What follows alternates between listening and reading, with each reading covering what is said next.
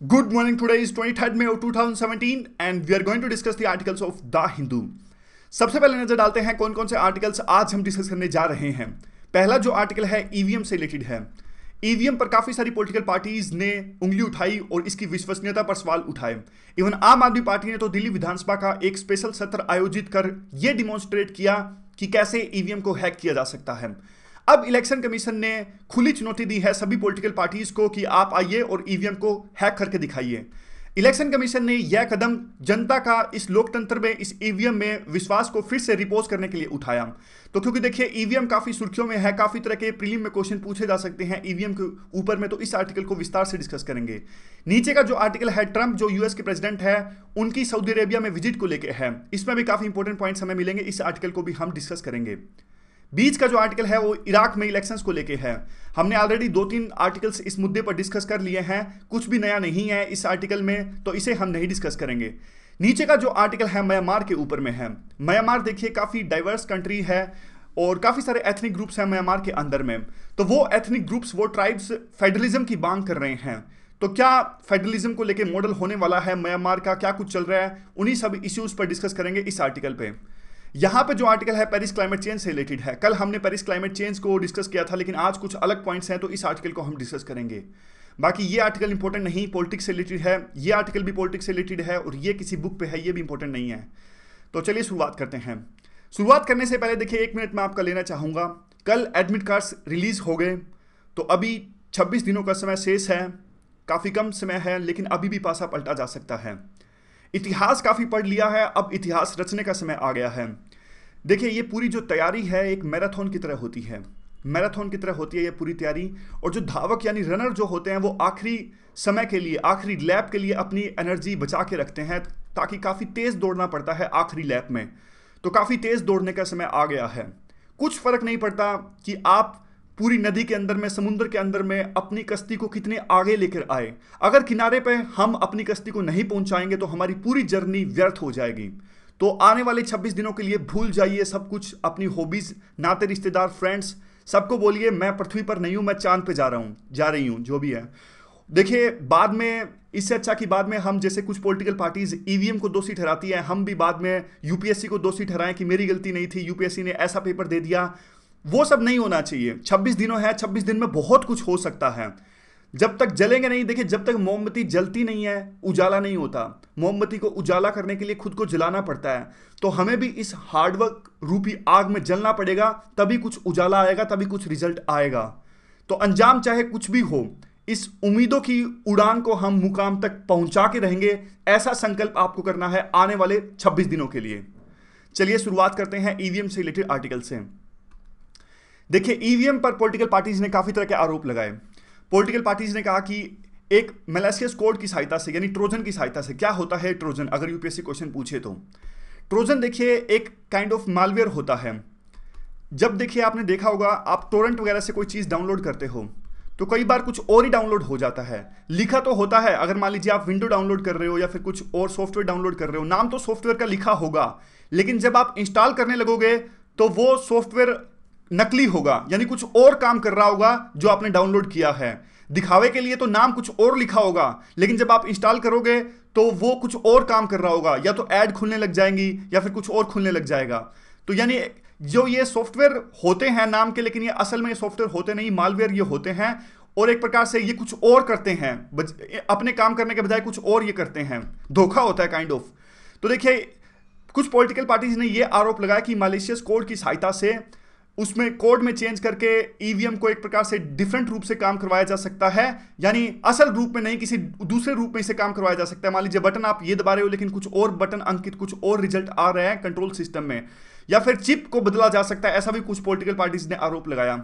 या फिर देखिए मान लीजिए यहां पे हम बटन दबाते हैं तो कंट्रोल सिस्टम में हमारा रिजल्ट अंकित होता है, तो बीच में देखिए तारों से ये जुड़ा होता है पूरा सिस्टम। तो राजनीतिक पार्टियों ने यह भी कहा कि कम्युनिकेशन को हैक किया जा सकता है, कम्युनिकेशन को एक प्रकार से बदला जा सकता है। बटन ये दबाया लेकिन कंट्रोल सिस्टम में कुछ और रिजल्ट आ रहा है। तो ये कुछ 3-4 चीजों पे आरोप लगाया पॉलिटिकल पार्टीज ने। जबकि इलेक्शन कमीशन ने कहा कि देखिए हमारी पूरी जो प्रोसेस है वो काफी साउंड प्रूफ है।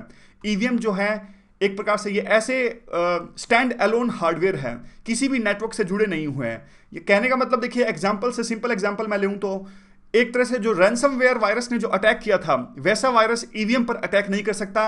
रैंसमवेयर ऐसा नहीं कह सकता कि आप पैसा दीजिए तभी हम रिजल्ट दिखाएंगे, नहीं। क्यों? क्योंकि ईवीएम नेटवर्क से जुड़ी नहीं है। वो वायरस कहां आ सकता है? वायरस आ सकता है किसी नेटवर्क पर, इंटरनेट पर, जबकि ईवीएम तो एक कैलकुलेटर की तरह होती है, यानी किसी अन्य सोर्स से इसे कनेक्ट ही नहीं किया जा सकता। दूसरा देखिए, इलेक्शन कमीशन ने यह भी कहा कि काफी टेक्निकल और एडमिनिस्ट्रेटिव सेफगार्ड्स हैं। टाइम टू टाइम जो इलेक्शन कमीशन है ईवीएम में चेंज करता रहता है। सेकंड जनरेशन में काफी चेंजेस हुए थे, जैसे टाइम स्टैंपिंग ऑफ की प्रेसेस हो गया था, यानी मान लीजिए कौन सी टाइम पर कौन सी की को प्रेस किया गया, वो सभी चीज कंट्रोल सिस्टम में आ जाएंगी, उनका पूरा रिकॉर्ड आ जाएगा। ऐसा चेंज लाया गया था सेकंड जनरेशन चेंजेस में। डायनामिक कोडिंग भी लाई गई थी। डायनामिक कोडिंग वो कोडिंग होती है, मान लीजिए किसी कॉम्प्लेक्स प्रॉब्लम को जब टुकड़ों में बांट के सोल्व किया जा सकता है तो उस चीज को कहते हैं डायनामिक कोडिंग। थर्ड जनरेशन में भी काफी तरह की चेंजेस लेके आई थी ईवीएम। टेम्पर प्रूफिंग लेके आई थी, सेल्फ डायग्नोस्टिक, अगर कोई चीज होती है, कोई प्रॉब्लम आती है तो वो अपने आप को ईवीएम ठीक कर लेगी, इस तरह का चेंज भी लेके आई थी।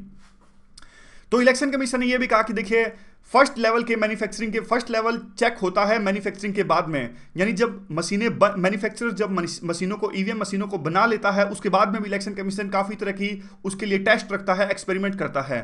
और जो डिप्लॉयमेंट होती है कि कौन सी कंस्टिट्यूएंसी में कौन सी ईवीएम यूज होगी, वो भी काफी रैंडम तरीके से डिसाइड किया जा सकता है। और अब देखिए उसके बाद में ये कहते हैं कि ईवीएम को उसके बाद में भी काफी सिक्योरिटी के साथ में रखा जाता है। पैरामिलिट्री फोर्सेस या फिर पूरे जिले के अंदर में रखा जाता है, तो वहां पुलिस की निगरानी में रखा जाता है, यानी काफी सिक्योर रूप से ईवीएम को रखा जाता है। ऐसे नहीं कोई भी जाए और यहां भी लेके आ जाए, घर में थोड़ा टाइम पास करेंगे, ऐसा नहीं हो सकता।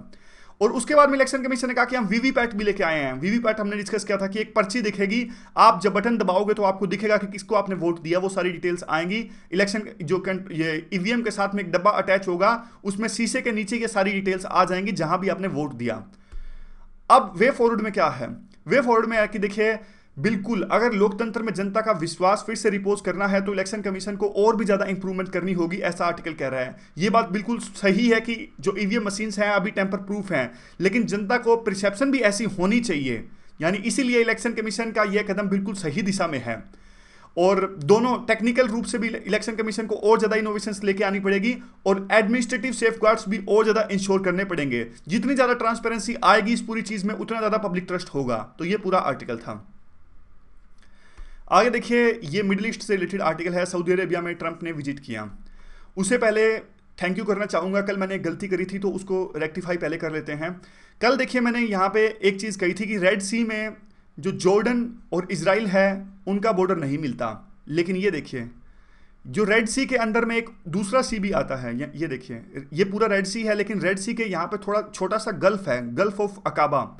इन दोनों का बॉर्डर मिलता है इजराइल और जॉर्डन के साथ में, जबकि ये गल्फ ऑफ अकाबा जो है ये रेड सी के अंदर ही आता है। तो काइंड ऑफ यूं कह सकते हैं हम कि रेड सी का बॉर्डर मिलता है इजराइल और जॉर्डन के साथ में। कल मैंने मना किया था कि इजराइल और जॉर्डन के साथ में बॉर्डर नहीं मिलता रेड सी का, लेकिन ये मिलता है। दोबारा से बोल रहा हूं, रेड सी में बॉर्डर मिलता है इजराइल और जॉर्डन का, याद रखिएगा। थैंक यू जिन्होंने कल ये बताया गलती के लिए।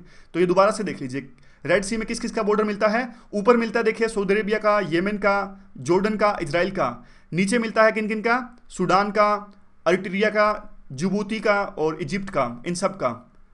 तो ये याद रखिएगा, ठीक है। अब देखिए आर्टिकल क्या है। आर्टिकल देखिए, जो ट्रंप अभी इन्होंने विजिट किया सऊदी अरेबिया को, काफ़ी तरह की बातें कही। जब ये चुनाव प्रचार कर रहे थे प्रेसिडेंट के लिए तो इन्होंने काफ़ी तरह की बातें कही, काफ़ी आरोप लगाए सऊदी अरेबिया के ऊपर में। इन्होंने कहा कि देखिए महिलाओं के साथ में अच्छा व्यवहार नहीं होता, गे के साथ में अच्छा व्यवहार नहीं होता सऊदी अरेबिया के अंदर में। इन्होंने और भी काफ़ी तरह की बात कही कि मुस्लिम्स को बैन कर देंगे, और बैन किया भी इन्होंने। देखिए महिलाओं की अगर बात करें तो सऊदी अरेबिया में वास्तव में जो है अभी तो सिचुएशन धीरे धीरे इंप्रूव हो रही है, लेकिन अभी बात करें तो स्टेटस अभी भी काफ़ी ख़राब है। महिलाओं को एक प्रकार से देखिए, ये केस था काफ़ी फेमस हुआ था, जो एक प्रकार से जो एसयूवी कार हैं उनके सामने 4 महिलाओं ने अपनी पिक्चर खिंचवाई थी, तो इन पे काफ़ी तरह के केसेस लगा दिए गए थे। और महिला वहाँ पे ड्राइव नहीं कर सकती और जॉब्स नहीं कर सकती, काफ़ी तरह के रिस्ट्रिक्शंस हैं महिलाओं के ऊपर में। और सेक्स रेशो भी काफ़ी कम है सऊदी अरेबिया के अंदर में। और जैसे अगर महिलाओं को कहीं बाहर जाना पड़ता है किसी दूसरे देश में शिक्षा प्राप्त करने के लिए, तो एक प्रकार से मेल अभिभावक के साथ जाना पड़ेगा। और भी काफ़ी तरह के कानून है। 2 गवाही वुमेन की 1 गवाही के मेल के समान है। 2012 में ही वुमेन को वहाँ पे वोट करने का अधिकार प्राप्त हुआ। तो कहने का एसेंस ये है कि महिलाओं को ज़्यादा अधिकार प्राप्त है नहीं सऊदी अरेबिया के अंदर में। और इस पर तरह तरह की बातें उठती रहती है, ह्यूमन राइट्स का वायलेशंस होता है सऊदी अरेबिया में, काफ़ी देश इस पे आवाज़ उठाते हैं। लेकिन एक प्रकार से जो अमेरिका जैसे देश जो पूरे देश में, पूरे विश्व में आवाज़ उठाते हैं इस मुद्दे पर, लेकिन जब कोई भी प्रेसिडेंट सत्ता में होता है तो वो सऊदी अरेबिया के खिलाफ नहीं बोलता, क्योंकि यूएस और सऊदी अरेबिया की काफ़ी दोस्ती रहती है। तो ट्रंप ने काफ़ी कुछ बोला, लेकिन तब ये चुनाव प्रचार कर रहे थे, अब ये प्रेसिडेंट बन गए हैं तो इन्होंने फिर से यू टर्न ले लिया है। उससे भी ज़्यादा कुछ है इस आर्टिकल में, पूरा आर्टिकल जानते हैं। देखिए, काफ़ी कुछ बोला सऊदी अरेबिया ने, सऊदी अरेबिया के खिलाफ ट्रंप ने, और सऊदी अरेबिया ने भी काफ़ी आरोप लगाया कि आप हमारे सारे पैसे खा गए और काफ़ी मनी ले गया अमेरिका सऊदी अरेबिया से। लेकिन अब जब मिडिल ईस्ट में पहली विजिट को चुना ट्रंप ने, तो वो सऊदी अरेबिया को चुना। और अभी देखिए, विजिट के दौरान ट्रंप काफ़ी एक्सट्रीमली केयरफुल रहे, सावधानी पूर्वक उन्होंने अपनी स्टेटमेंट्स दी, यानी सऊदी अरेबिया के खिलाफ में कुछ भी वो नहीं बोले। उन्होंने ये बात बोली कि टेररिज्म को लड़ने में यूनिटी की आवश्यकता है और इस्लाम में पीस है। और उन्होंने और भी काफ़ी सारी बातें बोली, जैसे कि सऊदी अरेबिया काफ़ी सारे एफर्ट्स लगा रहा है वुमेन को एम्पावर करने के लिए, वो काबिल तारीफ़ हैं। और उसके बाद में देखिए, इन्होंने बुराई भी करी, येमेन के लिए ईरान को दोषी ठहराया। ईरान और सऊदी अरेबिया की बिल्कुल भी नहीं बनती, काफ़ी सारे कारण हैं इसके लिए। आप इसको सिया और सुन्नी की लड़ाई से भी जोड़ के देख सकते हैं। जो ईरान है एक प्रकार से सिया जो कंट्रीज़ हैं उनका लीड करता है, जो सऊदी अरेबिया है वो सुन्नी कंट्रीज़ को लीड करता है, और भी काफ़ी सारे रीजनल लीडरशिप को लेकर इनके डिफरेंसेस रहते हैं। तो अब एक प्रकार से ओबामा ने देखिए काफ़ी सारे एफर्ट्स लगाए थे। अगर मैं यूएस की पॉलिसी की बात करूं तो मिडिल ईस्ट में कैसी पॉलिसी उनकी रहती है, देखिए अगर इतिहास उठा के देखें तो मान लीजिए ये ट्राइंगल है मिडिल ईस्ट में, जिसमें 3 पिलर्स हैं, एक सऊदी अरेबिया, दूसरा इजराइल, तीसरा ईरान, बीच में यूएस है। तो 1957 से जो यूएस और सऊदी अरेबिया के रिलेशनशिप है वो काफ़ी अच्छे हैं, और यूएस और इजराइल के रिलेशंस तो हमेशा से अच्छे हैं ही। तो यूएस की हमेशा से पॉलिसी ये रहती है कि सऊदी अरेबिया और इजराइल के साथ हमेशा दोस्ती रखी जाए और ईरान को कंटेन किया जाए, ऐसी हमेशा यूएस की अप्रोच रहती है। लेकिन ओबामा ने थोड़ी अप्रोच को चेंज किया। ओबामा ने इसके ईरान के साथ में न्यूक्लियर एग्रीमेंट किया। न्यूक्लियर एग्रीमेंट में थोड़ी शांति स्थापित करने की कोशिश की गई और बैलेंस को स्थापित करने की कोशिश करी ओबामा ने। लेकिन अभी फिर से ट्रंप ने इस प्रकार की पॉलिसी अपना ली है, उसको फिर से चेंज कर लिया है।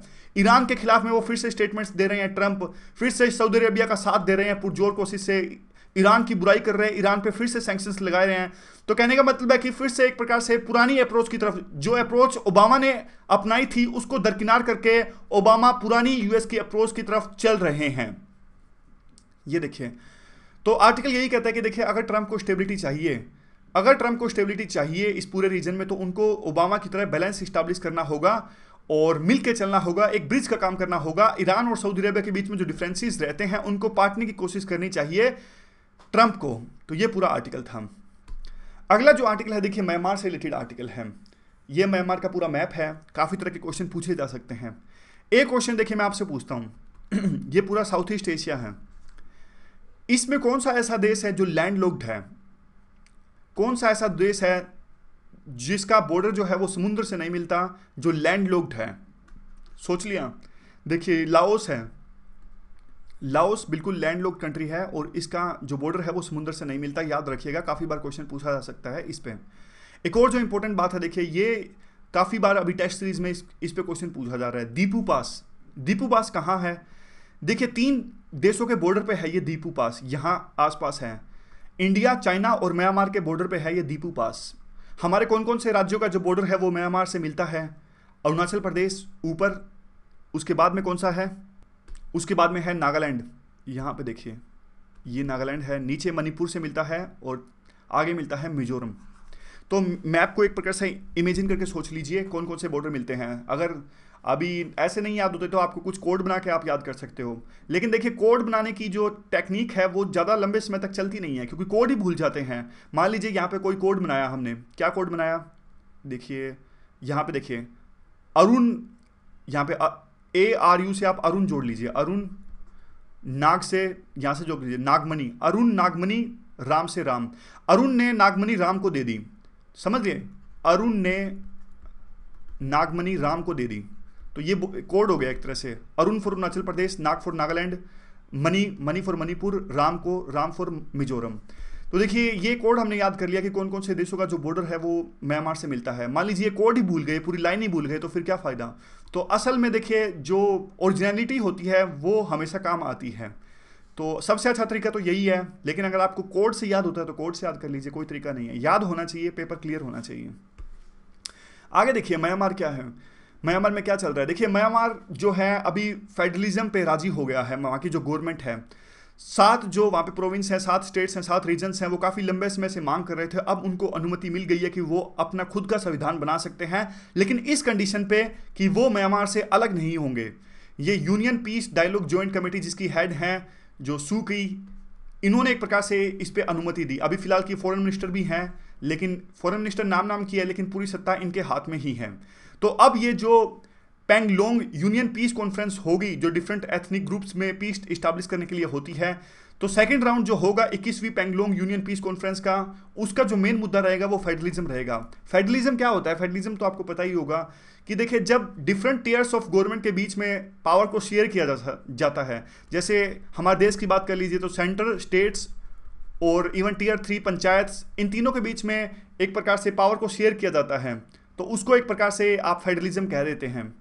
अब देखिए पहले तो 73rd और 74th अमेंडमेंट से लेके तो हमारे उससे पहले तो हमारे देश में 2 ही टीयर थे, सेंट्रल और स्टेट्स। लेकिन जब ये 73rd और 74th अमेंडमेंट आई तो जो टीयर 3 है पंचायत, और वो भी एक अहम पिलर है हमारे फेडरलिज्म का। देखिए म्यांमार एक काफ़ी डाइवर्स कंट्री है, काफ़ी सारे एथनिक ग्रुप्स हैं। ये देखिए काफ़ी सारे एथनिक ग्रुप्स हैं यहाँ पे। जो मेन है वो बामर है, यानी बर्मन्स ग्रुप है। उसके बाद में सान, कई, रहाइन, चाइनीज़, तो सारे याद रखने की आवश्यकता तो नहीं है, लेकिन कहने का मतलब ये कि इंडिया की तरह यहाँ भी काफ़ी सारे एथनिक ग्रुप्स हैं जो अपने आप में ऑटोनमी की मांग कर रहे हैं काफ़ी लंबे समय से, और इवन आज़ादी से पहले से ये एथनिक ग्रुप्स ऑटोनमी की मांग कर रहे हैं। और काफ़ी उम्मीदें थी इनको कि ब्रिटिशर से आज़ाद होने के बाद में फेडरलिज्म आएगा, ऑटोनमी मिलेगी, लेकिन देखिए इनकी उम्मीदें धराशायी हो गई। 1962 में कूप हुआ, म्यांमार में मिलिट्री रूल आया, उन्होंने तो देखिए फेडरलिज्म की मांग करना को भी एक प्रकार से देशद्रोह करार दे दिया। तो काफ़ी लंबे समय तक तो कोई भी एथनिक ग्रुप फेडरलिज्म मिलना तो छोड़िए, मांग भी नहीं कर सकता था। अगर कोई मांग करता तो उसको जेल में डाल दिया जाता था। लेकिन धीरे धीरे ग्रेजुअली डेमोक्रेसी आई म्यांमार के अंदर में, और अब थीन सीन 2008 के बाद में जब मिलिट्री रूल थोड़ा थोड़ा हटना स्टार्ट हो गया, उसके बाद में अभी तो जो गवर्नमेंट है वो सू की है। तो सू की ने भी एक लंबी लड़ाई लड़ी थी डेमोक्रेसी के लिए। तो अब ये राजी हो गई हैं कि एक प्रकार से फेडरलिज्म लाया जाए म्यांमार के अंदर में, लेकिन कंडीशन वही रहेगी कि एक प्रकार से आप अलग नहीं हो सकते म्यांमार से। डेफिनेटली ये तो नॉर्मल सी बात है, कौन देश चाहेगा कि कोई हिस्सा उनसे अलग हो जाए। तो अब ये देखिए काफ़ी सारे डिटेल्स हैं कि कौन सा मॉडल ठीक रहेगा म्यांमार के लिए। तो अपने आप में देखिए बहुत ज़्यादा डिटेल्स हैं, वो ज़्यादा जरूरी नहीं है, लेकिन थोड़ा थोड़ा मैं आपको बता देता हूँ कि कौन सा मॉडल कैसे होता है। देखिए सिमेट्रिक का फेडरलिज्म मॉडल ये होता है कि जब डिफरेंट राज्यों को इक्वल पावर हो। अब देखिए हमारे जैसे राज्यसभा की बात करें तो राज्यसभा में यूपी की तो 31 सीट्स हैं, लेकिन किसी किसी राज्य की एक ही सीट है। तो ये मॉडल एसिमेट्रिक मॉडल है, एसिमेट्रिक मॉडल है। अलग अलग राज्यों की अलग अलग सीट्स हैं राज्यसभा के अंदर में। इवन लोकसभा के अंदर में भी आप देख लीजिए, यूपी की 80 सीट्स हैं, और हरियाणा की 10 सीट्स हैं, पंजाब की 13 हैं, महाराष्ट्र की 48 हैं। तो ये सारी अपनी अपनी सीट्स हैं। तो हमारे देश में एसिमेट्रिक मॉडल है, सभी राज्यों को अलग अलग पावर्स हैं। सिमेट्रिक फेडरलिज्म यूएस का है, यूएस में 50 राज्य हैं, तो मान लीजिए हर एक राज्य की सीनेट में 2-2 सीट होंगी। तो यूएस का सिमेट्रिक मॉडल है। ड्यूल फेडरलिज्म क्या होता है? जब देखिए सेंट्रल गवर्नमेंट और स्टेट गवर्नमेंट्स की पावर पूर्णतया अलग अलग होती हैं, डिवीजन उनका होता है, तो उस चीज़ को कहते हैं ड्यूल फेडरलिज्म।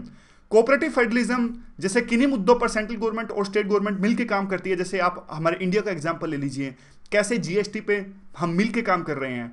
क्रिएटिव फेडरलिज्म वो फेडरलिज्म होता है जब सेंट्रल गवर्नमेंट डिसाइड करे कि स्टेट गवर्नमेंट की नीड्स क्या हैं, उस फेडरलिज्म को कहते हैं क्रिएटिव फेडरलिज्म। तो आर्टिकल के हिसाब से देखिए ये सारे जो फेडरलिज्म के मॉडल्स हैं म्यांमार के लिए अच्छे नहीं हैं। अगर इन सभी मॉडल्स को अपनाया जाएगा तो टकराव पैदा होगा वहाँ पे डिफरेंट राज्यों के बीच में, और राज्यों या फिर स्टेट गवर्नमेंट के बीच में। क्योंकि दिक्कत ये है, देखिए मेजोरिटी में है 7 प्रोविंस में वो है बामर यानी बर्मन्स। तो नॉन बर्मन्स कहते हैं कि कोई भी फेडरलिज्म का मॉडल आप अपना लीजिए तो हमारे तो राइट्स का हनन होगा ही, और जो डोमिनेंस रहेगा वो बर्मन्स का ही रहेगा। तो अभी देखिए इनके लिए जो बेस्ट मॉडल रहेगा वो नॉन टेरिटोरियल फेडरल स्ट्रक्चर रहेगा। यानी आप फेडरलिज्म का मॉडल तो लाइए, लेकिन वो टेरिटरी के हिसाब से ना लाइए। तो वो किसके हिसाब से लाइए? वो एथनिक ग्रुप्स के हिसाब से लाइए। समझ गए? जैसे हमारे देश में जो फेडरलिज्म का मॉडल है वो तो यूं है, यूपी अलग है, महाराष्ट्र अलग है, और आंध्र प्रदेश अलग है, तेलंगाना अलग है। टेरिटरीज के आधार पर सबको डिवाइड किया गया है।